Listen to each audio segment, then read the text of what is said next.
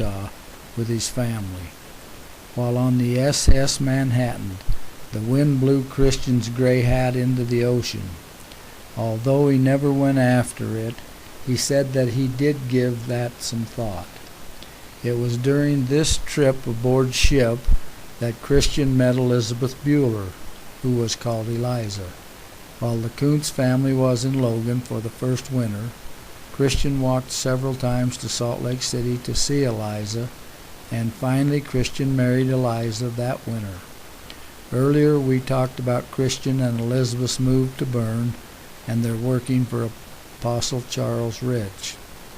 It was while Christian and John were both working for Apostle Rich, and that would have been prior to 1877, when John moved his family to the old Phelps Ranch at Pegram,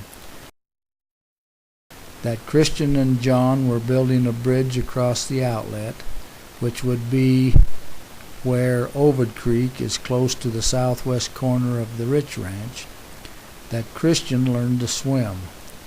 They only had one axe, and when they were not cutting with it, they would sink the head in a bridge plank until it was kneaded again. Vibration from moving timbers caused the axe to fall into the pond, which at that location was 14 feet deep.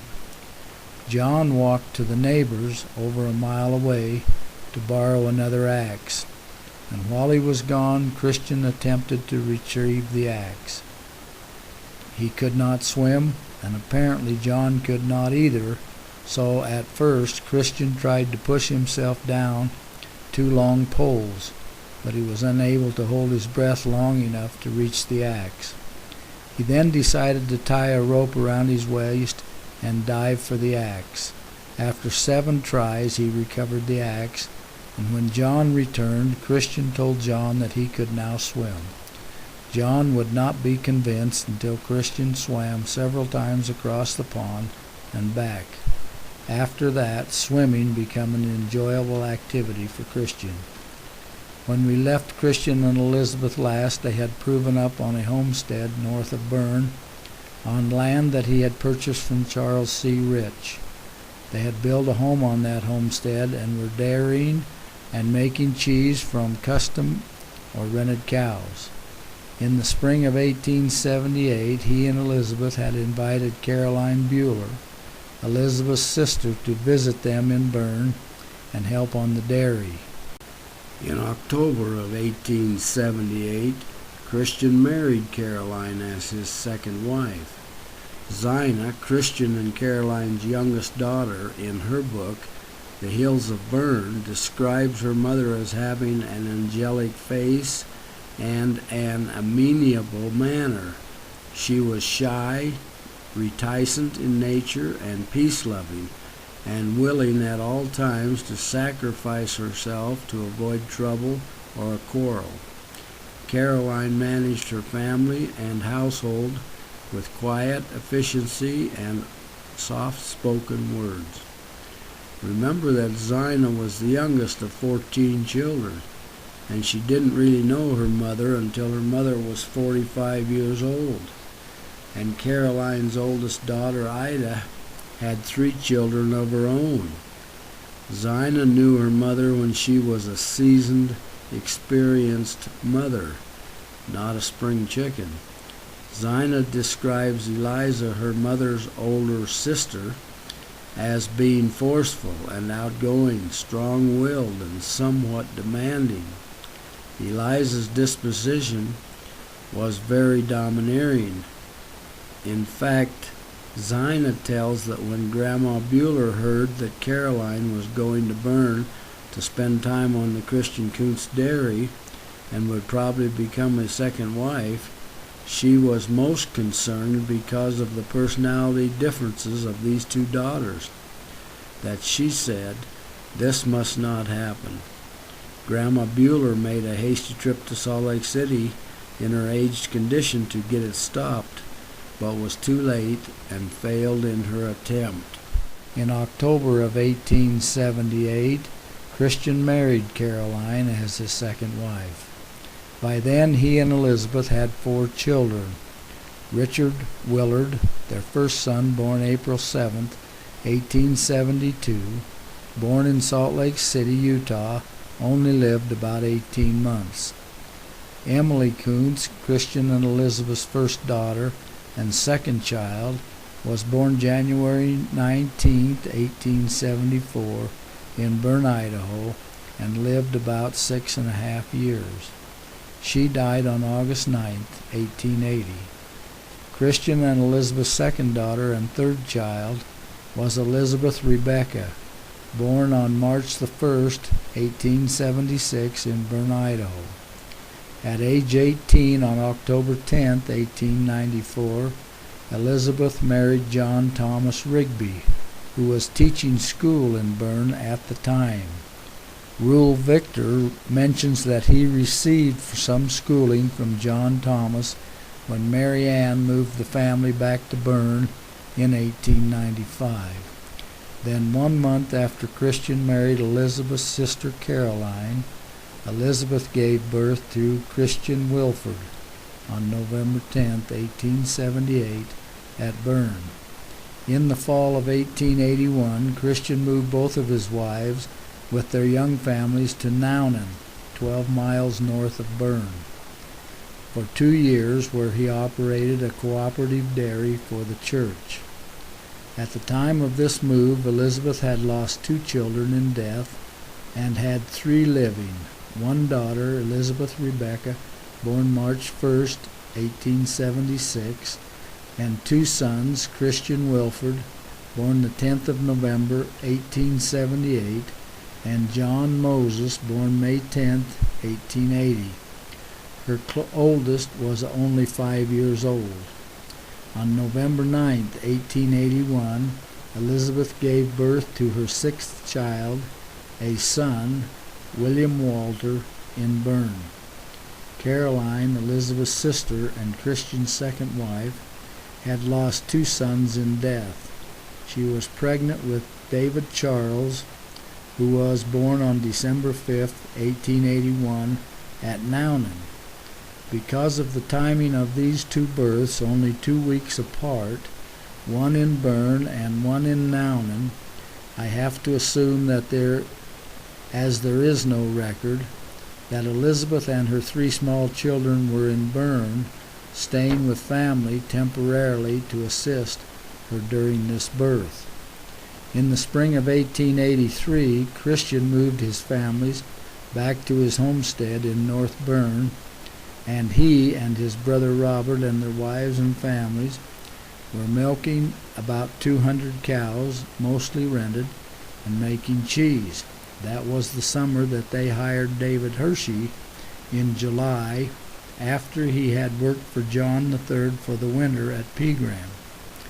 Christian also did some dry farming of grain and raised some cabbage for market. It was during this time that the U.S. deputy marshals were very active in pursuing and prosecuting of the Mormon men that were practicing polygamy. Christian was growing weary of the constant running. The story is told that one day Christian went to the bank and withdrew $75 and carried it with him. He was in the meadow one day doing some fencing when Shorty Wilson, a renowned deputy, came down the road from Nownan. Shorty rode up to Christian and asked him if he was Chris Kunz. Christian answered he was. Shorty said, "I have been looking for you for a long time. I have some papers for you." Christian said to Shorty, "I likewise have been looking for you for a long time, and I also have some papers for you." Christian took the $75 out of his pocket and handed it to Shorty, and suggested he take the money and ride on down the road, and there would be nothing said. Shorty took the money and rode away, and from that time on the deputy marshals left Christian and his wives and his families alone. Later that same winter, Christian relates that he was coming from Nownan during a raging blizzard with 4 horses or 2 teams on a sleigh, when the horses just stopped and could not be persuaded to start again. He finally had to turn the teams loose and make his way to a friend's house where he was able to keep warm and was fed. The next day he found the horses where he had left them and was able to return home. He always felt that an evil unseen power had stopped the horses that night. Ida K. Boss, in her History of Christian, her father, says that in 1891, Christian homesteaded a ranch on Slug Creek in the hills 25 miles north of Bern. He built corrals and facilities, and he moved Caroline and her family out to Slug Creek each summer from May to October for the next 12 years, where they milked cows and made cheese to help support the family. That would have been until about 1903. By 1891, Caroline had lost 2 sons to death. She had 6 children living, 3 sons and 3 daughters, with the oldest being David Charles at 10 years of age. There is no detailed history of that dairying operation, but Caroline must have had some additional help in the early years with the milking of the cows and the making of the cheese. This additional help must have come from either some of Elizabeth's older children or maybe additional hired help. Robert Schmid, in his journal, says that Uncle Chris Kunz and families were out at Gray's Lake on the Dubach or the Schubach place making cheese. This could only have been Eliza's family, as Caroline's family was out operating the Slug Creek Dairy. Robert also said that John Rigby and his family was there with Chris for the summer of 1895. John Rigby was Christian's son-in-law. He had married Elizabeth Rebecca on the 10th of October, 1894. William J. tells in his autobiography that during the summer of 1895, he made his first trip to Salt Lake City with his Uncle Christian with 2 loads of cheese. Zina, again in her book, The Hills of Bern, even though she was only 3 at the time the Slug Creek Dairy ceased operation, because of her mother's health, does share some stories of historical significance that sheds some light on the life at this time. Zina's resentment about having a part-time dad because of Christian having to spend his time between 2 families is reflected frequently in her writing, as Zina is quick to spread blame and continually speculating that her mother and others felt the same as she did. Zina tells of the Sunday schools held weekly at the Slug Creek Dairy home, where she had 2 brothers of priest and teacher's age that could bless and pass the sacrament, and then gospel instruction was present for the rest of the time with the full family participation. Zina describes in detail that each week the whole family took baths in an old metal tub with water heated on the stove. She talks about that at times the Smid family, their closest neighbors, 2 miles down the stream, would join them for their Sunday services. This could only have happened for several years, as the Schmids moved to the Slug Creek Ranch in the fall of 1899, about the time Caroline and her family was moving back to Bern, and Christian discontinued that operation in the fall of 1903. So there was really only a 3-year overlap. Bishop Robert Schmid was not at the Schmid Ranch during the summer months, as he was usually employed at one of the Kunz Dairies at Williamsburg. So there was nothing written in his journal about the Slug Creek Christian Kunz Dairy operation. Zina tells of the Sunday afternoon during the summer of 1902 that George and Seth got bored and talked their mother into letting them take Buck, a favorite family horse, and go to the hills to look for some calves that needed locating. Against their mother's counsel, they saddled Buck and took a rifle and went looking.